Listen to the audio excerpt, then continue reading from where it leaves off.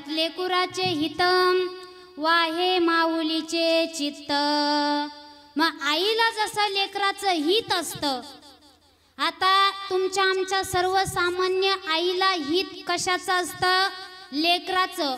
पण ती आई तुमच्या आमच्यासारखी आई लेकराला हित सांगते, पण व्यवहारातलं हित सांगते। अगदी उदाहरण देऊन सांगते। एक मुलगा आपल्या आईला म्हणतो, आई आमच्या मित्रांचं ठरलंय, आम्हाला भंडारदऱ्याला जायचंय, आमची ट्रिप निघाली, मग 2 दिवस मी भंडारदऱ्याला ट्रिपला जाऊ का? आई म्हणते नको जाऊ।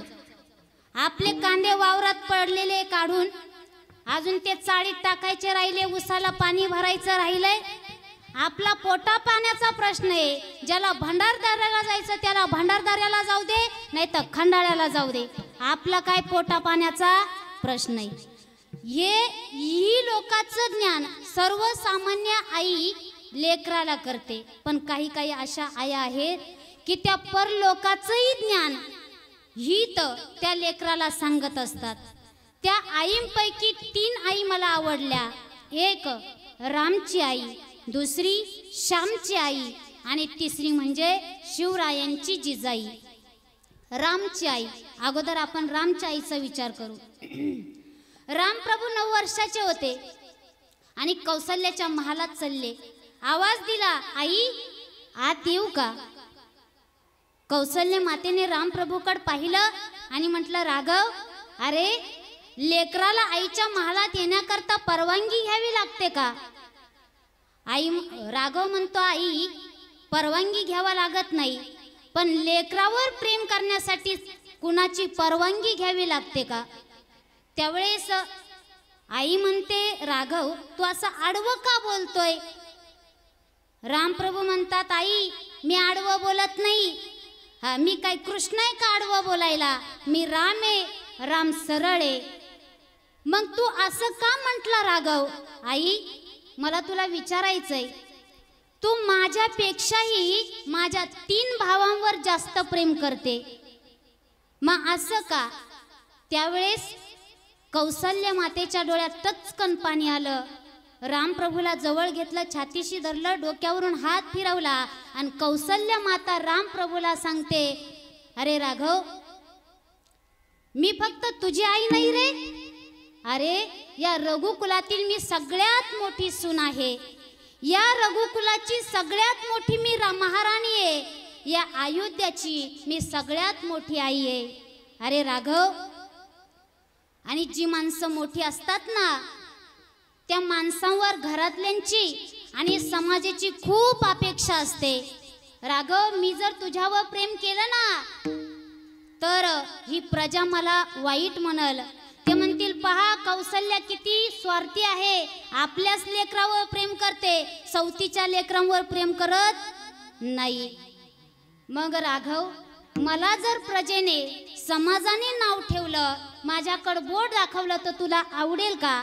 त्यावेळेस राघव म्हटला, नाही आई, मला आवडणार नाही। मग राघव एक गोष्ट लक्षात ठेव, अरे उभ्या आयुष्यामध्ये तुला किती दुःख आलं, तुझ्यावर किती अन्याय झाला, तरी सुद्धा तुझं दुःख तू बाजूला ठेव आणि तुझ्या भावांना ते दुःख कधीच येऊ देऊ नको। रामप्रभू कौशल्याचे राम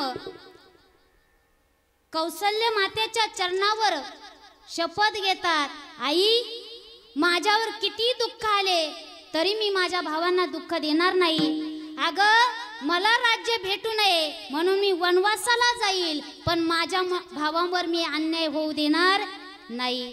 हे परलोकाचं हित आईने कौशल्य मातेने रामप्रभूला सांगितलं, म्हणून रामप्रभू देव झाले। आणि चंद्र सूर्य असेपर्यंत आज जर पाहिलं तर रामप्रभूंचं नाव आहे। दुसरी आई आहे श्यामची आई। श्याम लहान होता, आईने अंघोळ घातली, श्यामला अंग कोरडं केलं आणि सांगितलं, श्याम आता तू घरात जा। त्यावेळेस श्याम म्हटला, आई मी जर घरात गेलो तर माझे पाय घाण होतील, मग काय करायचं? श्याम म्हणला, आई तुझ्या जो साडीचा पदर आहे ना, तो खाली जमिनीवर पसरव, मग मी या तुझ्या पदरावर पाऊल टाकून घरामध्ये जाईल। ती आई होती, लगेच पदरावर डोक्यावरचा पदर खाली जमिनीवर आतरवला आणि श्याम त्या पदरावर एक पाऊल टाकला, दुसरा पाऊल टाकला आणि श्यामनं तिसरा पाऊल घराच्या उंबरट्यावर टाकला. श्याम आतमध्ये गेला आणि श्यामला आनंद झाला. आई बघ, तू पदर टाकला म्हणून माझे पाय घाण झाले नाही. श्यामच्या आनंदाकडे पाहिलं आईनं आणि आई श्यामला जगातला सगळ्यात मोठा उपदेश करते. श्याम, अरे तुझे पाय घाण होऊ नये म्हणून तू किती काळजी घेतोस. उभ्या आयुष्यामध्ये तुझ्या चारित्र्याला घाण लागू नये याची काळजी घे. जगामध्ये असं कुणीच नाही की तुझ्या चारित्र्यावर बोट दाखवेल, असं कुणीच नसेल. ही झाली श्यामची आई. आणि तिसरी आई शिवरायांची जिजाई. किती हित केलं शिवरायांचं. जिजामाता पाळण्यात असल्यापासून शिवाजी महाराजांना रामायणातल्या महाभारतातल्या कथा सांगायच्या, मातीचे गडगिल्ले करायच्या, मातीचे हत्ती घोडे नव्हे, अगदी जे आपण भांडेकुंडी लहान मुले खेळतात ते जिजामाता शिवबाला कधीच सांगितलं नाही. शौर्याच्या गोष्टी सांगायच्या. आता आमची जिजाऊ मुलाला झोपताना पाळण्यात घालताना झोका देते आणि गाणं म्हणते. कोणतं गाणं म्हणते सांगू का? सो जा मेरे चंदा रात आएगी, सो जा वरना डायन काट डालेगी. आता ते पोरग झोपेमध्येच असताना पांढरे डोळे करीन आणि झोपातच मरण ना. पण माझ्या जिजाऊनं कधीच घाबरणाऱ्या गोष्टी नाही तर शौर्याच्या गोष्टी सांगितल्या. म्हणून आज छत्रपती शिवाजी महाराजांनी इतकं शौर्य दाखवलं. छत्रपती शिवाजी महाराज 5 वर्षाचे होते आणि गावात तमाशाचा तंबू आला. गावात तमाशाचा तंबू आला. छत्रपती शिवाजी महाराज 5 वर्षाचे बालवय आणि आईला विचारतात, आऊसाहेब तमाशा काय असतो? जिजामातेनं शिवबाच्या तोंडावर बोट ठेवलंय आणि सांगितलं, शिवबा अरे तुला राजा व्हायचंय, अरे तुला राजा व्हायचंय, पण बाया नाचवणार नाही तर बाया वाचवणार राजा व्हायचंय. हे जिजामातेने शिवाजी महाराजांना लहानपणी सांगितलं तर ते त्यांच्या मनामध्ये इतकं कोरलं. उभ्या आयुष्यामध्ये कधी परस्त्रीकडे वाईट नजरेनं पाहिलं नाही. अशी जिजामातेने शिवाजी महाराजांवर संस्कार केले. म्हणून म्हणावं असं वाटतं, धन्य धन्य थोर आई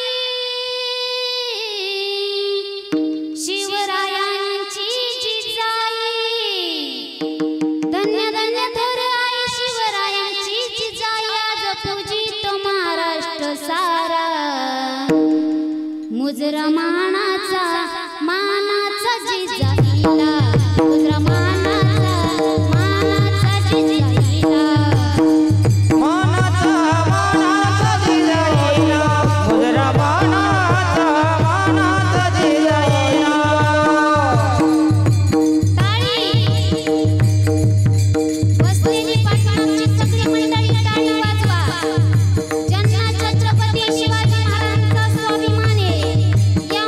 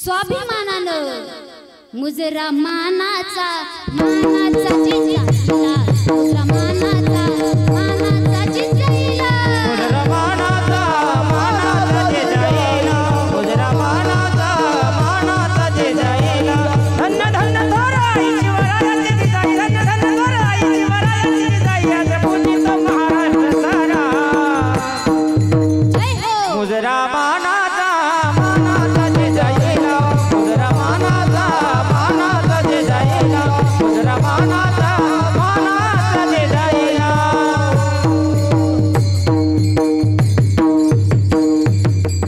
छत्रपती शिवाजी महाराज की राजमाता जिजाऊ आईसाहेब की हो शिवाजी महाराजांचं नाव घेतल्यानंतर आपलं सुद्धा रक्त सळसळ करतं असं वाटतं हातात शस्त्र घ्यावी आणि जो या आपल्या धर्मावर आपल्या देशावर अन्याय करत असेल त्याचं शिर धडापासून वेगळं करावं हे असं का वाटतं शिवाजी महाराजांचं नाव घेतल्यानंतर कारण जिजाऊनं शिवाजी महाराजांना शौर्याच्या गोष्टी सांगितल्या काही माणसं आम्हाला म्हणतात ताई तुम्ही शिवाजी महाराजांचं नाव कीर्तनात घेता मग शिवाजी महाराज काय देव होते का शिवाजी महाराज देव नव्हते पण शिवाजी महाराज देवापेक्षा कमी नव्हते अहो आपल्या हिंदू संस्कृतीमध्ये 33 कोटी देवे या 33 कोटी देवांचे अब्जवधी मंदिर असतील पण शिवाजी महाराजांचं एकही मंदिर नसताना अब्जवधी लोकांच्या हृदयात ज्याचं स्थान आहे ते छत्रपती शिवाजी महाराज आहे अहो आज 350 वर्ष झाली तरी आपण शिवाजी महाराजांना विसरू शकलो नाही का कारण या माणसाने आपल्या जीवनात केलेला पराक्रम इतका मोठा आहे या माणसाने आपल्या जीवनात केलेला संघर्ष इतका मोठा आहे नवे घडवून ठेवलेला इतिहास मोठा इतका आहे की चंद्र सूर्य असेपर्यंत या मातीत जन्माला आलेला कोणताही माणूस शिवाजी महाराजांना विसरू शकत नाही चंद्र सूर्य असेपर्यंत मग असे छत्रपती शिवाजी महाराजांनी स्वराज्य स्थापन केलं वयाच्या 16 वर्षी तोरणागड जिंकला याचं कारण जिजाऊ आईसाहेबांनी शिवाजी महाराजांवर केलेले संस्कार ज्यावेळेस आऊसाहेबांना दिवस गेले मैत्रिणींनी विचारलं तुम्हाला कशाचे डोहाळे लागले जिजाऊ आईसाहेबांनी सांगितलं डोळे बंद केले हाताच्या मुठी आवळ्यानं सांगितलं मला असं वाटतं घोड्यावर टांग टाकावी हातात तलवार घ्यावी आणि ज्याने कुणी माझ्या आया बहिण्यांची आबरू लुटली त्यांचं शिर धडापासून वेगळं करावं हे आऊसाहेबांना लागलेले डोहाळे बर का नाहीतर आताच्या जिजाईला डोहाळे लागतात की कोणाला भीतीचे पोपडे खावे वाटतात कोणाला ढेकळं खावे वाटतात आता भीतीच्या पोपड्यानं ढेकळानं राजन महाराजे जन्माला येतील का हो आले तर ढेबरी पोरच जन्माला येतील पण यशवंत कीर्तिवंत गुणवंत असा प्रजा हित जाणता राजा जन्माला याचं कारण किंमत केली दुधाची तुझ्या आई जिजाग किंमत केली दुधाची तुझ्या आई जिजाग झाला महाराष्ट्राचा राजा शिवाजी राजा झाला महाराष्ट्राचा राजा शिवाजी राजा महाराष्ट्राचा राजा शिवाजी राजा झाला महाराष्ट्राचा राजा शिवाजी राजा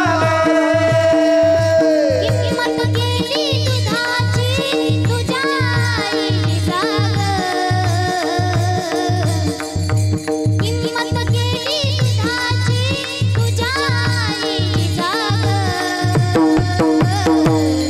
झाला महाराष्ट्राचा राजा शिवाजी राजा झाला महाराष्ट्राचा राजा शिवाजी राजा झाला महाराष्ट्राचा राजा शिवाजी राजा झाला महाराष्ट्राचा राजा शिवाजी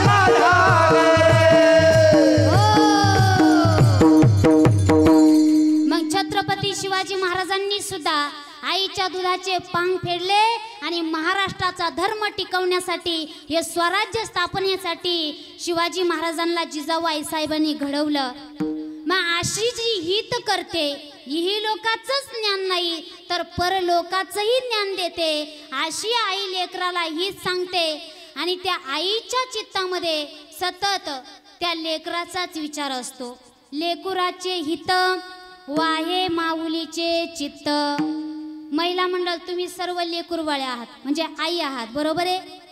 मग एखादी लेकुरवाळी आई बाळाला घरामध्ये झोपी लावलं आणि काम करण्यासाठी बाहेर गेली तर त्या आईच्या मनामध्ये सतत विचार चालू असतो, माझं बाळ उठलं तर नसेल ना, त्याला भूक तर लागली नसेल ना, मातेची या चित्ती अवघी बालकाची व्याप्ती. माई सतत लेकराचा विचार करत असते, हित करत असते. विठ्ठल विठ्ठल